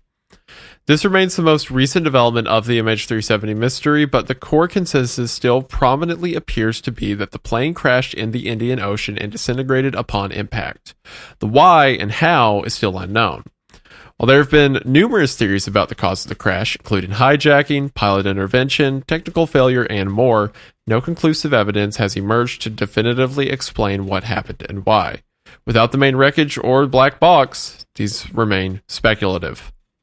Yeah, I mean, again, everything I've said personally is still speculation to some degree. I think it's at least built on the back of what we know about the events, but it is still speculative. And until we have the black box and until we are able to investigate the wreckage, it's impossible to know, definitively what happened and why. Which is sad. I really do hope the Malaysian government does go ahead with this and they do kind of use the whisper data, because I really think it's probably the most credible source of information about where the plane may have ended up. But also what I'm confused about is if it's been 10 years now and the ocean drifts around, would the plane still be in the same spot that it crashed in? Well, I think so, right? Because like with the Titanic, it's still in the same spot, and that's had over 100 years worth of changing in drift patterns. The fuselage would, I think. Yeah, so I think there'd still be like very crucial parts of the plane that would. Like, I imagine the black box is designed to like not move with ocean currents. Oh yeah, true, maybe, yeah. Yeah, things like that are probably still in the exact same crash spot. Okay, well, I really hope that Malaysian government approves, the search and we do find the black box, because this is absolutely a mystery that I want to see the conclusion to in my lifetime. It is so engrossing. Yeah, completely agreed. I've also made so many assumptions about black boxes now that you can't delete the information, that they don't move with drift patterns and shit. We're gonna find out. It's like today. a giant brick of obsidian that just sinks straight down to the ocean. And you can't. That's touch what it, I you can't pictured get in my into it. head. That's legitimately what I picture. We're gonna research it afterwards and find out that as soon as it touches water, it wipes all the data, and it is like incredibly movable somehow. Like it's like a. They the played weight of us like a feather. fiddle. All right, Charlie, do you want to wrap us up by going into the most prominent crash theories? Yeah, sure, I'll take the theories. So the first one that we've kind of discussed a little bit is the hijacking theory. So one of the most believable theories is that the plane was hijacked by passengers for reasons unable to be determined. Deliberate shutdown of the plane's transponder and other communication systems are consistent with hijacking scenarios in general. Alongside that, the flight deviations and sharp turns are generally something you would see in a hijacking scenario, as hijackers take control of the aircraft to deviate its path towards their goal. Beyond that, 2 Iranian passengers boarded the plane using stolen passports. Interpol later determined that the passengers were likely seeking asylum, had no terrorist connections, and Malaysian officials corroborated this reporting by Interpol. Passengers using stolen passports is surprisingly not uncommon. Interpol keeps a database of 40 million passports from 167 countries that have been reported stolen since 2002, meaning there's a large number of people in the world with illegitimate passports. That doesn't necessarily mean that this wasn't the reason for the crash. However, as the plane hijackings are decreasing in the last few decades, they do still happen. In 2021, 3 aircraft hijackings were reported. No terrorist organization claimed responsibility, which is unusual in hijacking scenarios. Beyond that, extensive investigations found no solid evidence that linked any passengers or crew to a hijacking plot. However, hijacking of some sort is most congruent theory that makes sense of all of the irregular steering. MH370 didn't continue on autopilot until it ran out of fuel, which is what typically happens in a depressurization event. A hijacking is the only plausible explanation for the course deviation. I also think it's probably worth noting that hijackers would also need to be extremely familiar with the aircraft to do those things, unless they forced the pilot to do it. And I feel like if the pilot was forced to do it, he probably would have been able to relay something, because like the hijackers wouldn't know if he actually turned everything off, right? Like he'd be able to keep things on. The reason why I lean towards more the pilot is because everything that happened showed a level of mechanical understanding of the plane that would only come from thousands of hours of flight experience and flight training, and he was definitely extremely knowledgeable about the planes that he was flying because he was a trainer. And if the hijackers had like gun to his head forcing him to do all of that, I really feel like they wouldn't know if he kept some of the systems on to keep reporting shit, right? Like, it'd be very odd if he really did just, like, turn everything off, like, to meet their demands when they wouldn't know any better. I don't think they would have demanded that everything be, turned off like that. They wouldn't have known what that even meant. So then the other theory, which seems to be the one Jackson's leaning most hard into, is the pilot-conducted crash theory. Early into the investigation of the pilots, it was discovered that Captain Zahari Ahmad Shah's personal home flight simulator contained a route to the southern Indian Ocean that he had flown just a month prior to the disappearance. The simulated path route closely resembled the path that MH370 is suspected to have diverted onto. This led to the widespread belief that Zahari may have been practicing for the deviation and eventual hijacking of the flight. The sharp turns the flight took to deviate onto the new route indicated to investigators that there was some level of deliberate action by someone at control of the plane. Once the information about Zahari's flight simulator route was discovered, investigators began to explore the potential motives for the actions that Zahari hypothetically took. Through interviews, investigators discovered that Zahari was facing marital problems at the time. Specifically, his wife had reportedly told him that she was leaving their marriage shortly before the plane's disappearance. It was also discovered that Zahari was a supporter of the Malaysian opposition leader Anwar Ibrahim, who had been sentenced to jail on sodomy charges in a contentious trial that was thought by many to have been politically orchestrated to prevent Anwar from contesting a state by-election that he was expected to win. His sentencing had been announced to the public just hours before the flight departed. Some suggest that this, along with his marital troubles at the time, may have driven him to have been suicidal at this time. Some also suggested that the pilot may have hijacked the plane and begun negotiations with the Malaysian government, which went poorly, and this is why the Malaysian government has handled the search and investigation poorly, as they didn't want this investigation out to the media. I think that one's kind of silly because if that was the case, he probably would have wanted to make it like a very public crash of the plane. Exactly. Yeah. He wouldn't try and hide that. I think that one holds no like real weight. I think it's, as I said here, I think it's that addition to it is a very conspiratorial one in nature that I don't subscribe to the idea of. Yeah, that one to me seems like a I'm leaving. Oh, I'm sorry. I didn't mean to yell at you guys right now. I apologize. Didn't mean to scream at you. I'm about to go right now. That's all good. I gotta go take the dog. No but my final theory is aliens did it, and also the rule of two. Yeah. Okay. That makes sense. Yeah. Okay, cool. Love you all. Bye. Okay, Isaiah's got to go to take his dog to the vet. We'll see you next time. However, there's nothing to suggest this final edition, and it's pretty conspiratorial. Even with the context and potential motivations, the investigation did not find conclusive evidence of premeditated action on the part of either of the pilots. The Malaysian government's final report stated that there was no definitive evidence that either pilot was suicidal or had the intention to commit mass murder. Friends and family also supplied descriptions of Zahari as an affable, helpful family man who enjoyed making instructional YouTube videos for DIY projects.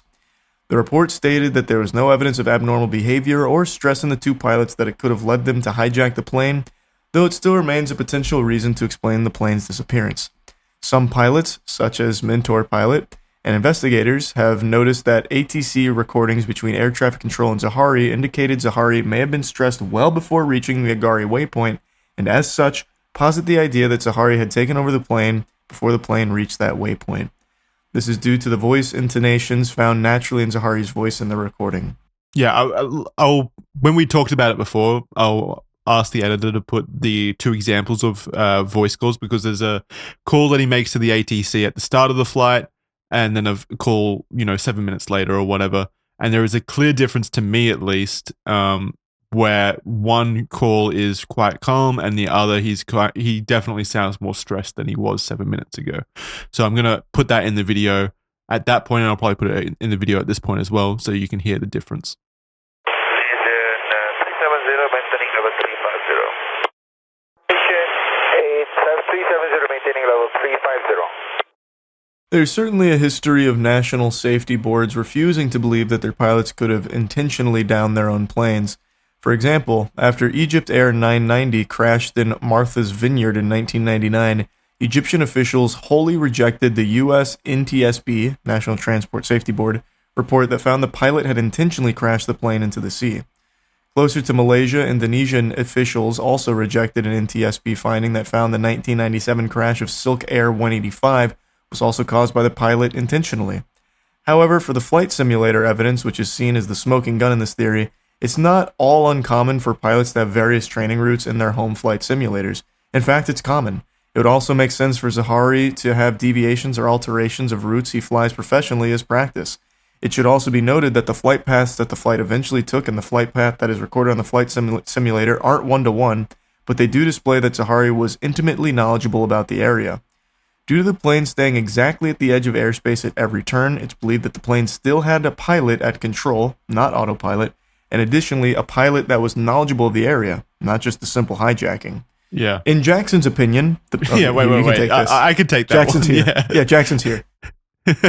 So, I ended up the document by saying, in my opinion, the most likely theory is that Zahari Ahmed Shah took control of the plane and diverted it onto its final path before crashing it into the ocean, killing all on board.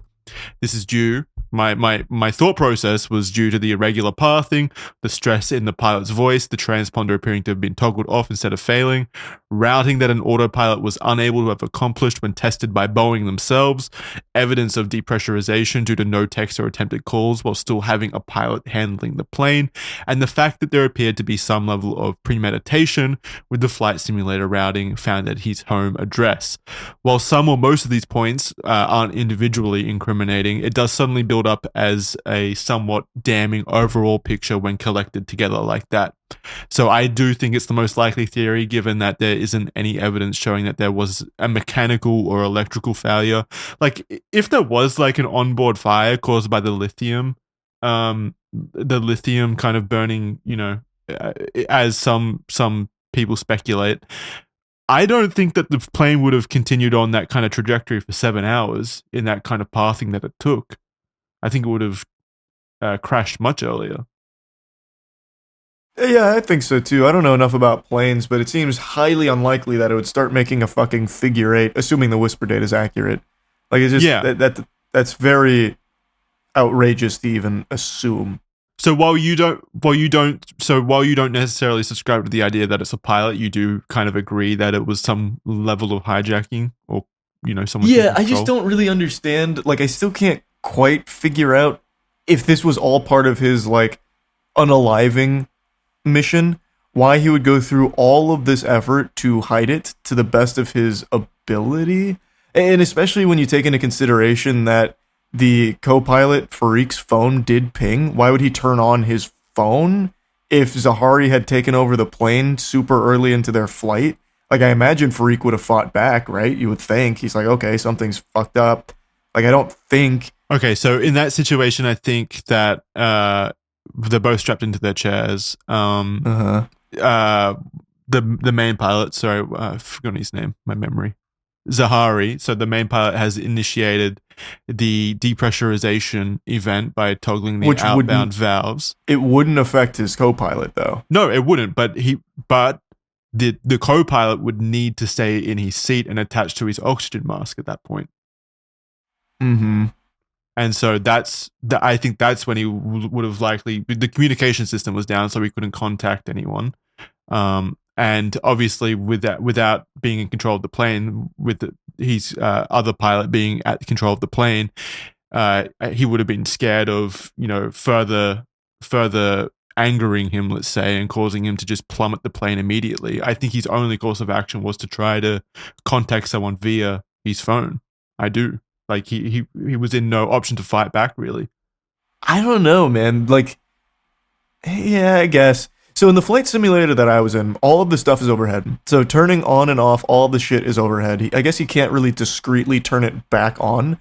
But like, he would have seen Zahari turn it off before the depressurization event. Or are you saying like depressurization event happens and that's when he turns everything off?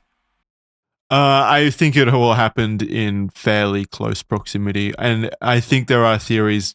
I think if I was him, the pilot, then I would have done it while the co-pilot was maybe in the toilet or something like that, or otherwise predisposed. Like he could have given him a task to do something like check the checklist and stuff while he wouldn't notice that the pilot Zahari was flipping switches and disabling the systems, perhaps. Yeah, that's true. I guess he could have like had the co-pilot go do something else to get him out of there. I suppose that's very like movie plot-esque. Like, hey, go check the shitter. It's full. Go do something about that to get him out of there.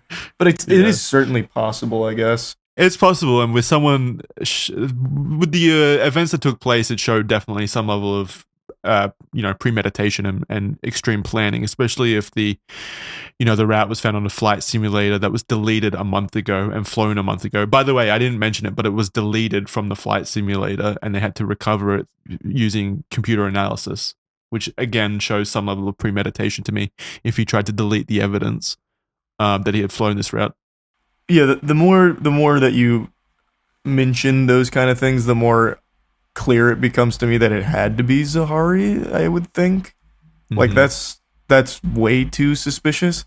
But I just cannot understand the mindset. If this was the plan from the start. Yeah. Why would he go through the extraordinary amount of effort of riding that plane out till it was out of fuel and crashing it in the middle of fucking nowhere to ensure no one could find it, that it would try and be a mystery? I don't know. It just doesn't. Yeah, I don't know. I mean, I don't understand the mindset of a person with unaliving on his mind, or irrational things. It's more than that, though. It's mass murder. So it's more than just the unaliving. He's committing a mass murder. But it's not. But it's not like mass aliving. Aliving events sometimes don't involve mass murder. Like this has happened before, and it will happen. It has. But it is peculiar that he had this. He was driven to do it in a way that tried to make it as mysterious as possible, basically, without any kind of answers. Yeah, I guess he just didn't want people to know. Yeah, maybe it was some level of control he was trying to exert over, his legacy maybe, or, some kind of control over the situation. I don't know why he did it that way. Or again, even if he did do it, speculation, all speculation. And this is why I really hope we find the black box eventually. Yeah, it'd be fucking horrible to have people believe that he did this on purpose when maybe he did his absolute best to prevent whatever was going on there. Yeah, definitely. And there's just no way of knowing. Yeah.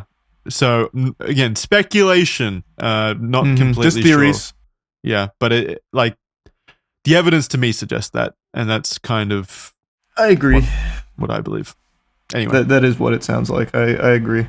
Bunch of other theories out there. Again, we've got aliens, we've got teleportation, we've got the lithium ions.